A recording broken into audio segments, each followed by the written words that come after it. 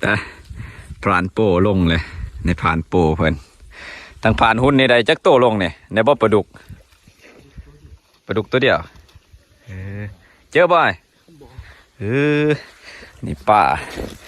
เบิดเหม็นป่าเฮ้ยโอ้บ่ปลาดุกร้ายบ่ถือกเลยถือกเงี้ยงเลย เอ้าเดี๋ยวให้พวกเพิ่นลงน้ำหาเดี๋ยวเฮาสิเฮ็ดกินก่อนอยู่นี่กับป้าทุกคนเลยหลายเติบอยู่นี่โอ้อันนี้ได้ปลาดุกบ่บางอย่างนี่โอ้นี่ปลาดุกเดี๋ยวเฮาสิดังไฟก่อนหิวข้าวแล้วตอนนี้บ่ทันได้กินข้าวเช้า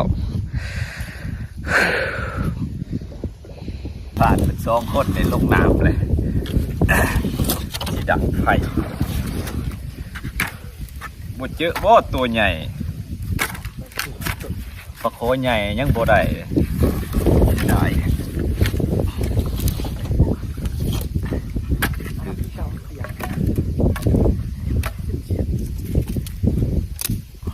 นี่บนนี่เฮ้ยมึงอย่าขึ้นมาตั้งในผาดมันคุมลง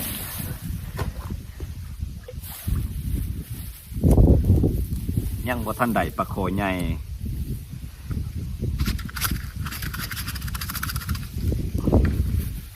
ผ่านปูบ่ยอมขึ้นมา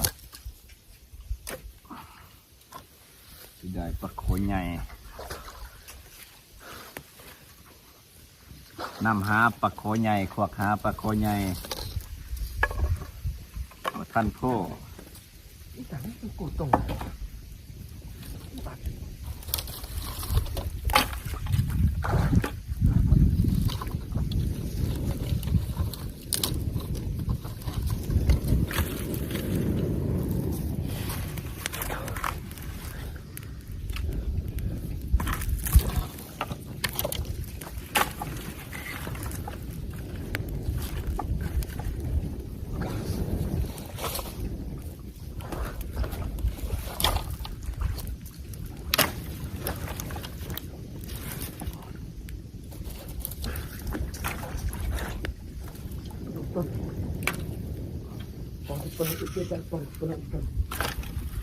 ขึ้นลง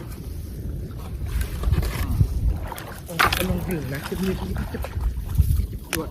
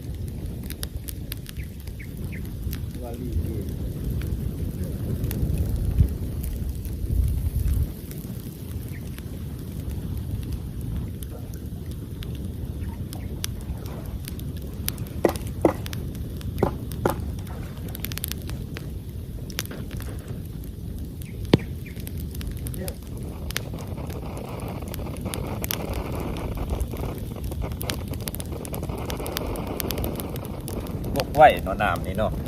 แห้งบกทั้งเสานี่หอดนี่หลายเติบอื่นแห้งบกหลายกว่านี่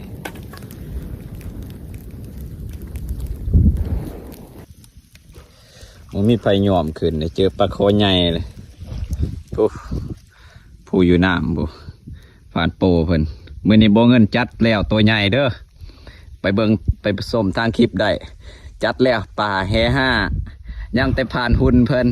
ได้แต่ป่าแห่3ทางพุ่นเป็นจังใด โมพ่ออยู่บ่ ฮะ พ่อใหญ่เลยบ่นี่ยังครัวหาอยู่ สิไลปลาดุกออก เจอตัวใหญ่ไผก็เอาบ่ได้มื้อนี้ตัวนี้เอาได้แต่ตัวหนึ่งปลาให้หาอยู่หั่นมื้อนี้บวกเงินจัดเต็มที่พี่น้องสุดยอดได้เลยตัวใหญ่ กินข้าวปลาคือเก่านี่เพิ่นบ่ยอมอันนี้เฮาสิปิ้งปลาก่อนปลาห่านเคิงนี่ ทางไอ้โป้กะบ่อยากขึ้นบ่าวหุ้นก็อยากจับปลาคอใหญ่ผ่านหุ้นเพิ่นอยากเจอปลาคอใหญ่เพิ่นว่า อยากจับเลยจับบ่ได้ มื้อนี้ข่อยสิเป็นแผนกปิ้งก่อน โอ้ก็สุดตัวตัวต่อดุก ขวกหาปลาคอใหญ่เลยประมาณ3ปีเลยตัวใหญ่ยังบ่ทันได้บ่เงินได้แหละตัวหนึงประมาณนี้ให้หาคือกัน เป็นชั่วเป็นปลาดุกหน่อยตัวหนึงนี่บ่คือว่ามื้อนี้ก็ถือว่าได้หลายเติบอยู่ได้เอามานี่ก็บ่ทันได้ล้างปลายังว่ามีแผนว่าสิลงบ่อนไม้วังไม้นี่ก็บ่ฮู้ว่าสิทันหรือบ่ได้มื้อนี้สิลงวังไม้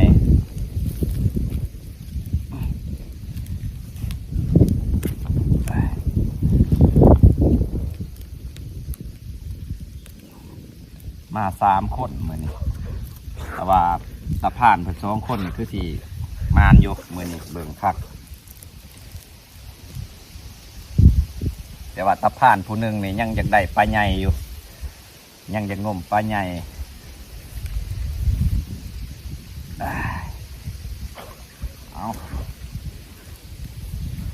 เอาแล้วได้นอกบัดนี้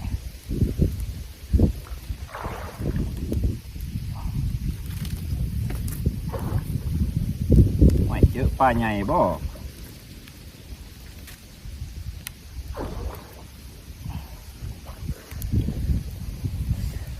ที่ปลาใหญ่แนวแซ่บอันนี้ปลาหานเคิงบ่ฮู้ว่าบ้านพี่น้องเอิ้นว่าปลาหยังเนี่ยมื้อนี้เป็นแผนกปิ้ง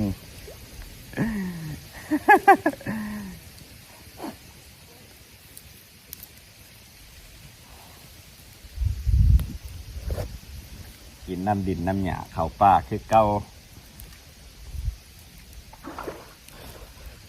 ป่านี่ก็มีตัวเดียวใดๆมานี่ เป็นตุก ได้จักโต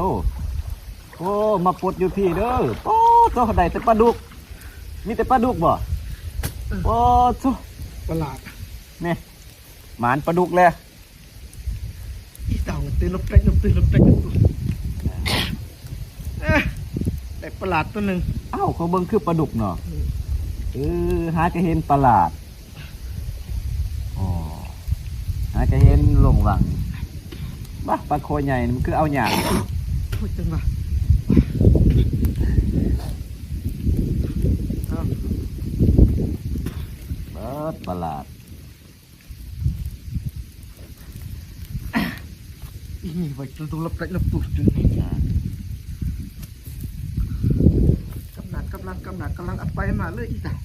มันบ่อยากออก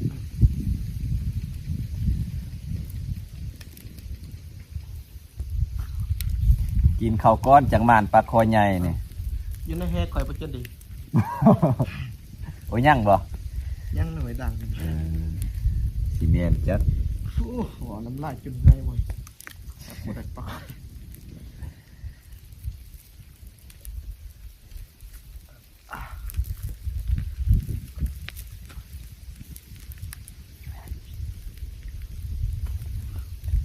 มันติดจริงใดวะคอยคือผมมาก เป็นน้ำมากับข่อยนี่แหละโอ้ยจะกระมานแล้วเด้ได้แล้วดิกินหน่อยใจสั่ง บนนะบนได้น้อย จักหน่อยก็ได้จับดอกจับว่างไต่ผลให้จะจับตัวใหญ่วังนี่ให้อ้ายจับก่อน กระดูกขั้นใดนี่ผมเป็นชิปผมบอกมันถอยเข่าถอยออกถอยเข่าถอยออก ตัวนี้แหล้วมันแสบเนาะหน่อไม้สมเนาะ หนอดตัวแล้ว บ้านเฮาหายากเลยปลาดุกน่ะสิหาอยู่ใส่ลงคันน้ำซี่ลงก็มีแต่ห้วยพอกอันแหละคันสิได้น้ำซี่บ่ลงก็ของเก่า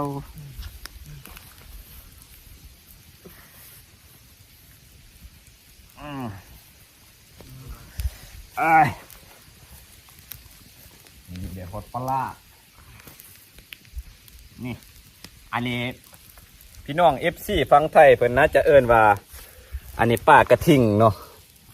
FC ฟังไทยน่าจะเอิ้นว่าปลากระทิงเนี่ยแต่ว่าบ้านเฮาก็เอิ้นว่าปลาหลาดจะคือกันกับปลาหลดหัวแหลมๆใหญ่เติบปิงพอดีแซ่บปลากระทิงแต่ว่าสิบ่ปิ้งดอกเฮาเดี๋ยวเอาเมื่อให้ลูกให้เมียเบิ่งประมาณฮอดปลากระทิง นี่ลูกโตย เนี่ยบ่เห็นเลยแค่4 โตวไปมื้อนั้นใส่สิได้เห็นปลาดอกปลาดุกไปกับข่อยมื้อนั้นยักหญ้า โน่ เงียบอันนี้ลงได้ซ้ำนี่ก็ถือว่ามีแห้งแล้ว ไม่แห้งเลยข้าว ขนาดลงแบบบังบ่เฮาบ่ได้เอาเฮอะออกได้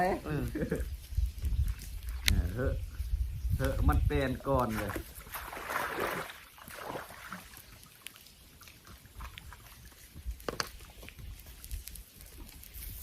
เอาเลยอายถึกเลยบอกปลาคอเนี่ยมันสิตายย้อนเท่าอันนี้คัก อยู่ในเฮ้อ่ะอีกจ้า ๆ ถาเบิ้ง ไผกับบ่ยอมเลยเบิ้งเบิดซองเลยผู้ใดกับบ่ยอมอยากป้วงเอาแต่ปลาคอใหญ่บ่ยอมกินข้าวกินน้ำเลยพวกเพิ่นนี่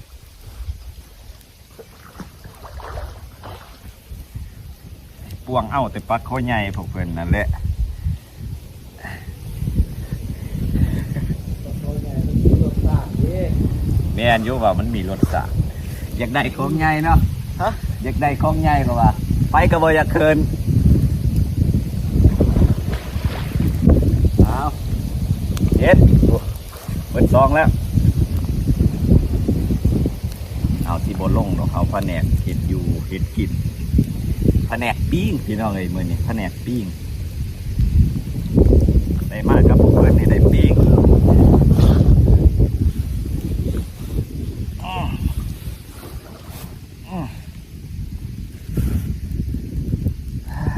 ปิ้งจนใหม่ไปเลย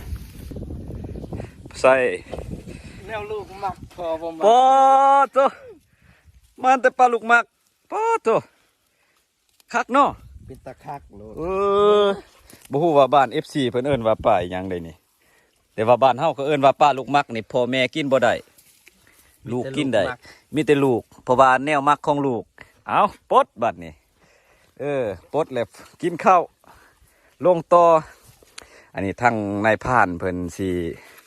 เอาเฮอะออกแล้วเพิ่นสิลงเพิ่นว่าเห็นแล้วบอนปลาคอใหญ่อยู่อ้าวสิย้อนเพิ่นและบัดนี้เฮาแผนกเฮ็ดอยู่เฮ็ดกินเด้ นั่นแหละปลาลูกหมัก เบิ่งทางนายพรานเพิ่นสิเฮ็ดเบิ่งบาทสุดท้ายขอให้มันมานเด้ก่อนสิกินข้าวเพิ่นว่าบาทสุดท้ายก่อนกินข้าวได้บ่แม่นบาทสุดท้ายก่อนสิกลับยังมีต่ออีกเพิ่นว่าเอามาลุ้นแห่3เพิ่นลงน้ำเลยบัดนี้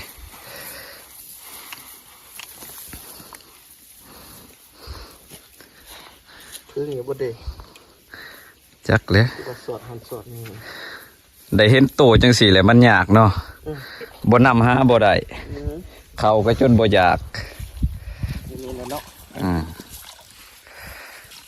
เข้าไปจนบ่อยากตั้งในผ่านเพิ่นงามกินข้าวแล้วจังลงไปงมเนาะกินข้าวแล้วจังลงไปงมเปิ้จะนี่จะนี่ จักมันสิแม่นถูกเลยตัวนั้นเอาอันนี้สิปลดปลาน้ำเบาหุ่นก่อนบัดนี้แนวแซ่บๆปิ่งปลาเมื่อนี้ จนใหม่เอา สุกบ่สุกก็สิประมาณนี้แหละ นี่เบี้ยวได้นี่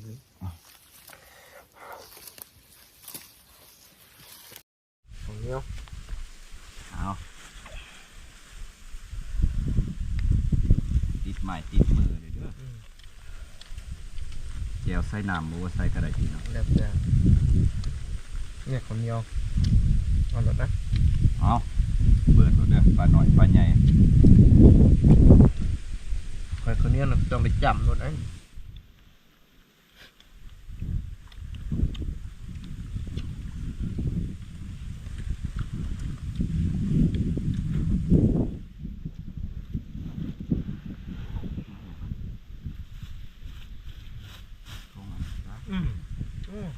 ครับ